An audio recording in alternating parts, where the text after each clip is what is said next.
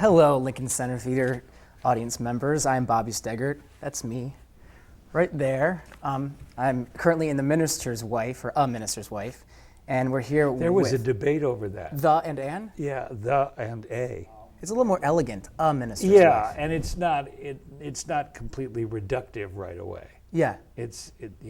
So after a short and desultory debate, we agreed on A Minister's Wife. So you're saying Josh won, is what you're Josh won. Yeah. Well, Josh Schmidt is our composer, Yes. and but of course, this is Austin Pendleton, our book writer. What was exciting for me was that the two directors I love most, Lonnie Price and David Cromer, talk about you all the time, and they to me are what you are to them, and wow. and it's like a very exciting generational thing for me. But they talk about you mostly as a director, and then David as a writer because he's directed Orson Shadow. Orson Shadow. So I'd always heard about you as a director. Being a book writer, is this something you've ever done for a musical, for a new musical? It's the first one in my adult life from which I have not been fired as the book writer. Can you say what you were fired from? Yes, some brilliant shows. Working with extraordinary people. The Apprenticeship of Duddy Kravitz, this is in the late 1980s. That Lonnie was in, wasn't he? He was in it, Yeah. yeah. And, well, I was fired as the director, and I was told I could stay on as the book writer. Which you did? No. I'm out of here. Yeah, well, it was complicated. How did you come about to be the book writer of A Minister's Wife? I mean, who called you? Who asked you? Well, I know Michael Halberstam, and he had been approaching me. He wanted to commission a musical of Canada, the Shaw play, for his theater in Glencoe, Illinois, suburban Chicago, Writers Theater.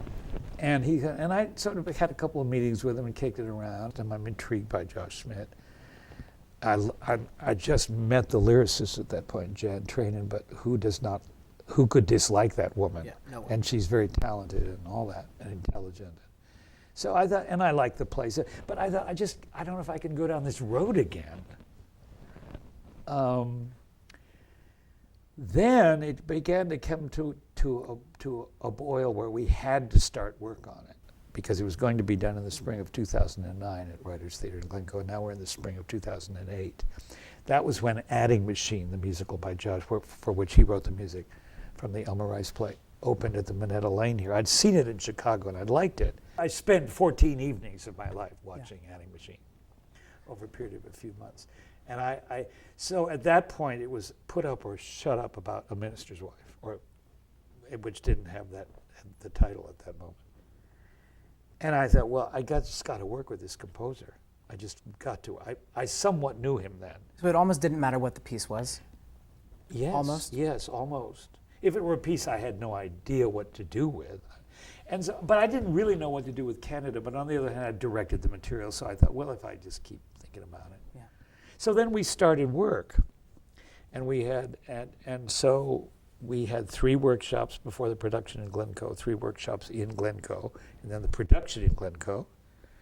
Then it was picked up here at Lincoln Center, miraculously, and we've had 3 workshops here. The first of those was just the authors meeting in this very room for 8-hour days, and we took the whole show apart that we'd done in Glencoe. No, the 3 authors and our 4th collaborator, who's Michael Halberstam, whose idea the whole thing was, our director.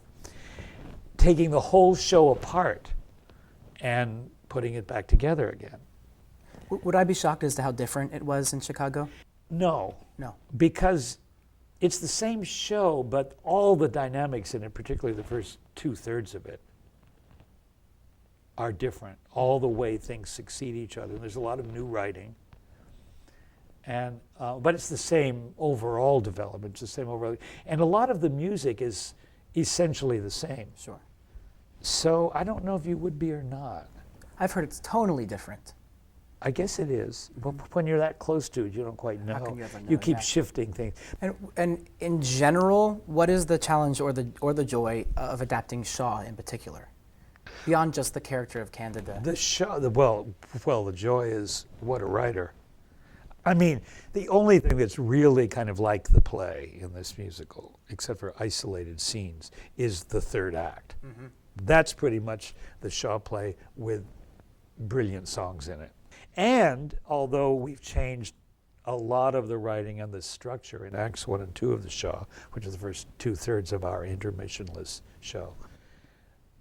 By the time, still that essential triangular relationship, he created it, and it's shockingly fresh and dramatic, I think, today, and it always will be. So one of my favorite moments in rehearsal was when we were discussing the very difficult second preaching match, and everyone was trying so hard to pretend they knew what they were doing, and you finally were willing to say that, as the book writer, you didn't understand a particular moment. And what it did is it freed us all up to then discuss it in a collaborative way that led us to an understanding, which is what you taught me. You have to say, I don't know, sometimes in order to figure it out. My idol is, well, he was a director, but my idol is working as a director and as a playwright or as an actor is Elia Kazan. First of all, I somewhat knew him.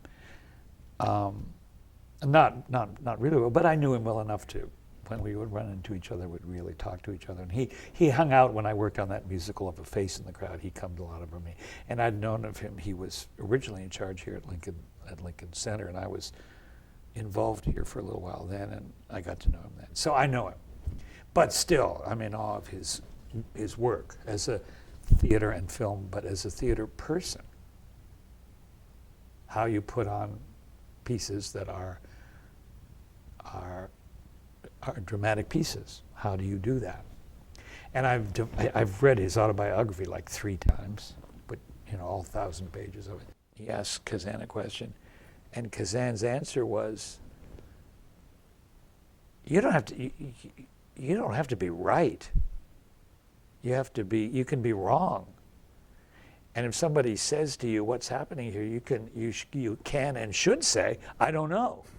I remember that sentence leapt out to me. Just leapt out.